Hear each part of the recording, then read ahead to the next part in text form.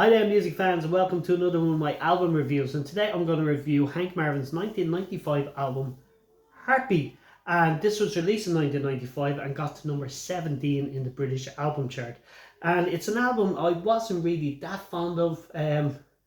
When I first bought it, to be honest, I only really bought it originally because I found out that Cliff Richard was doing backing vocals on a couple of the tracks, and to be honest, that's the only reason, because I wasn't really I think I was only about 20 when this came out in 1995. Yeah, I was only turned 20, and I was more just into the Cliff stuff, the early Shadows stuff, and I didn't really wasn't that really fond of the 80s stuff that the Shadows did, and Hank Marvin's solo career seemed to be just a continuation of that, and just covering chart hits and all. And I wasn't really fond of that for a long time, but this was the first solo album I bought of Hank Marvin's, and yeah, as I say, I wasn't that fond of it. I tend to just play the tracks that Cliff sang on, and a couple of the others.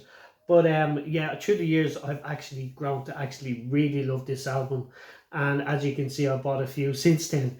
But I got you this album. We got number 17, as they say, in the British album chart, which is not bad back in 1995 for an instrumental album. Yeah, and I seem to remember the album went gold as well, because Hank was presented on Pebble Mill with a gold disc, and Cliff presented the gold disc to Hank on the Pebble Mill show. And also, when this album came out, 1995, I actually went to see Hank in Vicar Street in Dublin that year. So yeah, he done quite a couple of the tracks from this album, but I'll go through the tracks now. Opens with Hank's cover of Heartbeat, the title song. And yeah, I really like this. Cliff does backing vocals as well, which is fantastic. Yeah, one of the strongest songs on the album, tracks on the album as far as I'm concerned. Oxygen is next, which is absolutely fantastic. Absolutely love it. He actually performed that in 95, I seem to remember. Mrs. Robinson with Cliff again on backing vocals is quite fun as well. But as I say, I'm not really fond of him doing too many of the cover songs of um of songs that are popular.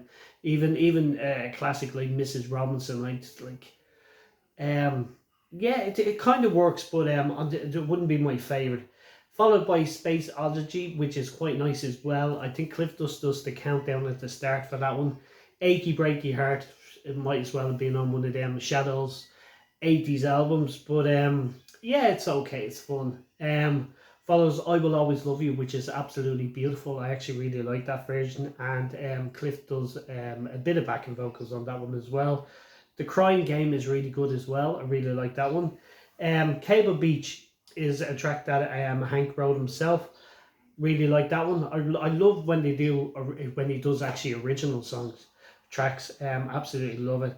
And probably follows the strongest track on the album, which is Wonderful Land, which is the Shadows classic hit from the 60s. And it's a kind of duet with Mark Knopfler featured on guitar as well.